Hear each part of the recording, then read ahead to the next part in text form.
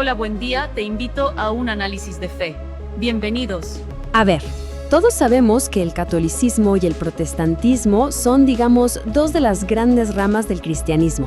Pero, ¿de dónde vienen exactamente? Sus orígenes son un punto de debate, y vaya qué profundo. En este análisis vamos a meternos de lleno en los argumentos que una de nuestras fuentes nos presenta sobre cómo y por qué nacieron estas dos fes. Y para arrancar, la fuente que estamos viendo nos lanza una pregunta que es, la verdad, el meollo de todo este asunto. ¿Es posible que varias iglesias, cada una con sus propias doctrinas, coexistan o solo hay una? La respuesta que da esta fuente va a ser como nuestro mapa para entender todo lo que sigue. Bueno, entremos en materia. Vamos a explorar los argumentos de la fuente sobre los cimientos, las bases, tanto de católicos como de protestantes. O sea, ¿quién los fundó? ¿Cuándo? Y, quizá lo más importante, ¿con qué autoridad?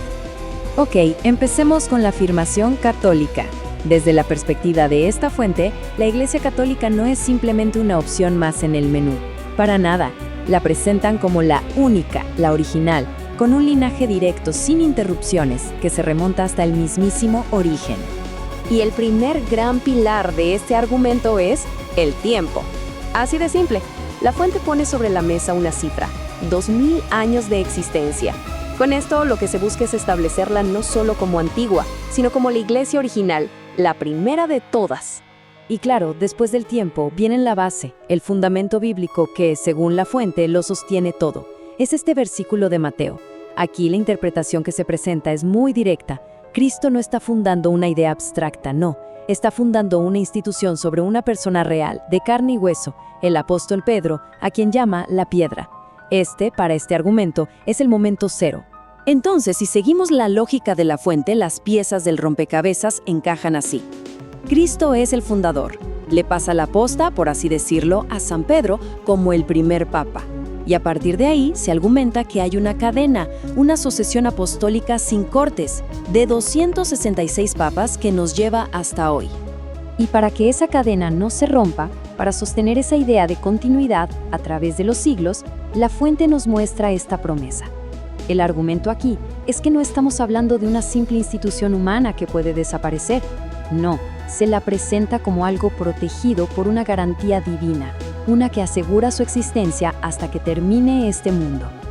Y ahora, ¡boom!, la narrativa de la fuente da un giro de 180 grados, porque no nos presentan la Reforma Protestante como una simple evolución o un cambio de ideas, para nada.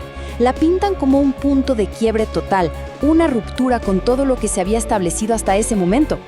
Esta línea de tiempo es, clave para entender el argumento de la fuente. Fijémonos en la brecha. Estamos hablando de casi 1500 años entre la fundación de la Iglesia en el año 33 y la aparición del protestantismo en el siglo XVI. Para esta fuente, esa distancia en el tiempo es la primera gran prueba de que no es una continuación, sino algo totalmente nuevo. Y claro, en el mero epicentro de esta ruptura, la fuente coloca un personaje central, Martín Lutero. Pero ojo, no lo presentan como alguien ajeno, un crítico de afuera. No, era un sacerdote, un teólogo, alguien de adentro, de la misma iglesia que desafió sus cimientos. Y ese desafío pues le costó la excomunión, o sea, su expulsión, y lo llevó a fundar una corriente de fe completamente aparte. Aquí es donde, según la fuente, nace el problema teológico, el origen de la división. El argumento es que Lutero construyó toda su doctrina sobre una idea central: solo la fe salva, apoyándose en este versículo de Romanos. ¿Pero qué pasa?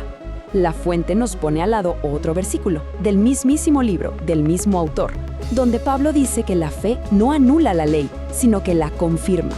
Entonces la pregunta que queda flotando es, ¿se puede levantar toda una teología sobre una parte del texto mientras se ignora otra?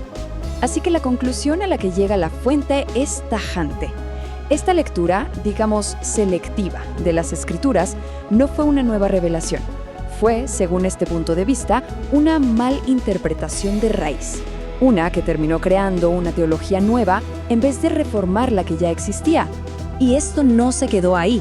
Según la fuente, lo que hizo Lutero no fue un evento único y aislado. Fue como abrir una puerta. una puerta a una proliferación de fes, donde diferentes líderes empezaron a fundar sus propias iglesias, cada uno basado en su propia interpretación personal. Para ilustrar este punto, la fuente nos da un par de ejemplos. Habla de los adventistas, fundados por William Miller ya en el siglo XIX, o de los mormones, fundados por Joseph Smith.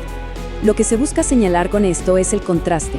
A diferencia del origen único que se reclama para el catolicismo, aquí tenemos múltiples fundadores, todos ellos humanos y en épocas mucho más recientes.